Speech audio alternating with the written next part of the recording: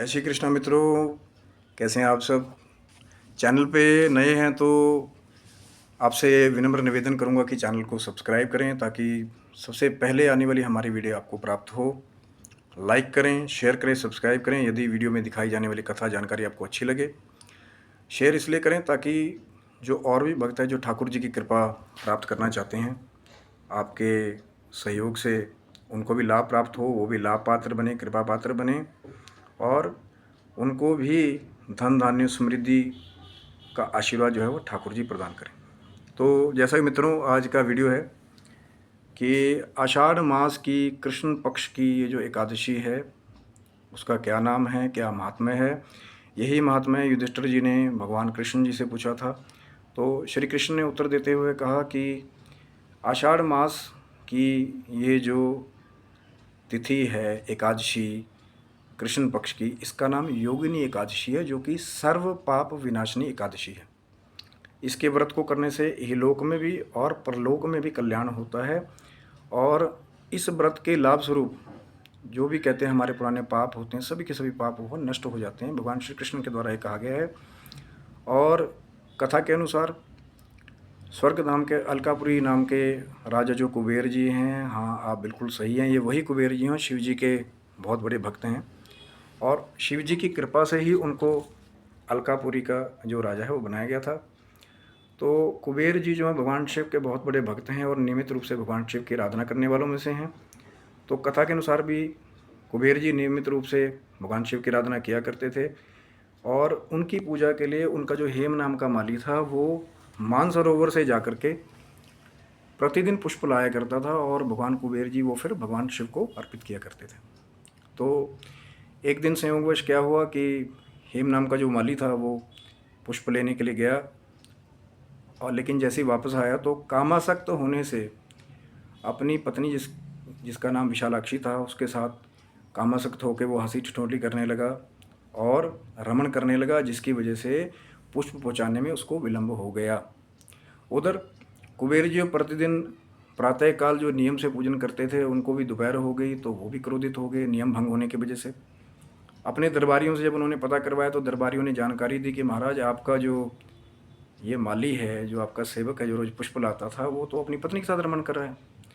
तो बड़े क्रोधित होकर जब कुबेर जी को समाचार प्राप्त हुआ तो उन्होंने उस माली को अपने दरबार में उपस्थित करवाया और श्राप स्वरूप में उन्होंने उसको ये श्राप दिया कि आज तेरी वजह से मेरी भगवान शंकर जी, जिनकी वजह से सब कुछ प्राप्त हुआ है, की आराधना में विलंब हुआ, मेरा नियम भंग हुआ, तो मैं आपको श्राप देता हूँ कि आप मातलोक में जाकर के आप रहें, स्वर्ग से आपका निष्कासन हो और आपकी पत्नी से भी आपका बिछोह हो जाए और आप जाके तरह तरह के कष्ट जो है मातलोक में भुगतें। तो उसी श्राप के फलस्वरूप जो है हेम नाम का वो जो माली था वो मातलोक में उसे आना पड़ा। उसकी पत्नी से भी उसका अलगाव हो गया, बिछड़ गई और भूखा प्यासा रहकर जो है वो तरह तरह के कष्ट भोगने लगा।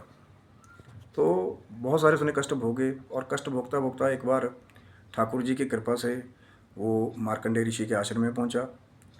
मार्कंडेय ऋषि जी ने उससे पूछा कि भैया आपकी हालत कैसे हुई, ये दुर्दशा आपकी कैसे, ऐसा कौन सा कुकर्म आपने किया है जिसके पाप के फलस्वरूप आपको ये आज दुख भोगने पड़ रहे हैं। तो हेम नाम के माली ने उत्तर दिया कि महाराज ऐसे ऐसे मैंने पुष्प लाने में मुझसे देरी हुई, भगवान कुबेर के द्वारा मेरे को श्राप मिला, क्योंकि भगवान शिव की आराधना में हेम के द्वारा लाए हुए पुष्पों का उपयोग होता था। तो हेम की स्मृति पूरी की पूरी बनी हुई थी भगवान शिव की कृपा से। तो उसने पूरा वृत्तांत जो है ऋषि मार्कंडेय जी से कहा। मार्कंडेय जी ने इस उपाय के फलस्वरूप हेम से कहा कि यदि आप अपना उद्धार करना चाहते हैं तो आषाढ़ मास की कृष्ण पक्ष की एकादशी तिथि योगिनी एकादशी का आप व्रत करें और उसके द्वारा ही आपके सारे पाप नष्ट हो जाएंगे और आपका उद्धार होगा, आपका कल्याण होगा। और जैसे ही मार्कंडेय ऋषि जी ने व्रत के बारे में हेमपुष्प को बताया तो उसमें एक उत्साह की लहर दौड़ गई और कहते हैं कथा के अनुरूप कि हेम नाम के माली ने उस व्रत को किया और जिसके फलस्वरूप अगले दिन पारण करने के बाद उसके सारे पाप नष्ट हो गए और उसने फिर से जो है स्वर्ग लोक को प्राप्त किया। और कुछ कथाएं ऐसी भी कहते हैं कि बाद में मोक्ष को प्राप्त किया, मुक्त हो गया, क्योंकि सबसे बड़ा जो लक्ष्य है इंसान का वो मोक्ष प्राप्त करना है मित्रों। क्योंकि स्वर्ग में भी आप उतने ही समय तक रहेंगे जब तक आपके पुण्य होंगे। जब आपके पुण्य क्षीण हो जाते हैं तो पृथ्वी पे आपको फिर वापस आना पड़ता है इस कर्म भूमि पे। और जो मोक्ष प्राप्त कर लेते हैं या भगवान ठाकुर जी की कृपा से वैकुंठ धाम को प्राप्त करते हैं, उनको द्वारा वापस नहीं आना पड़ता।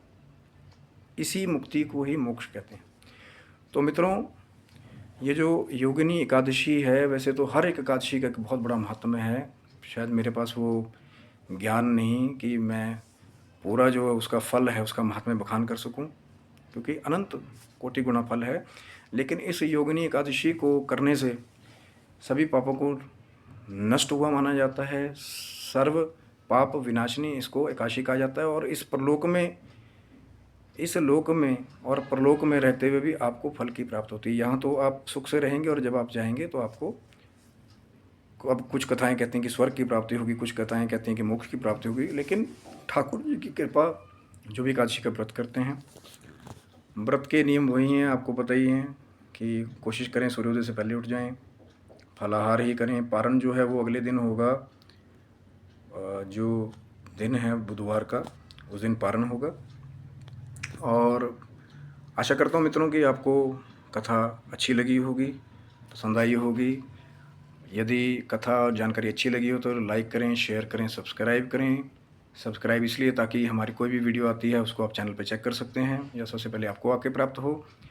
लाइक करें, शेयर करें, ताकि जो दूसरे भी जो चाहते हैं कि हम पे भगवत कृपा हो, हम पे ठाकुर जी कृपा हो, हम भी व्रत करें, वो भी इसके लाभ का पात्र बने। तो उसके लिए शेयर करें। स्वस्थ रहें, मस्त रहें मित्रों। ठाकुर जी कृपा सदा आपके बने, सुख शांति और समृद्धि जो है आपके घर पे शाश्वतता से बनी रहे। जय श्री कृष्ण।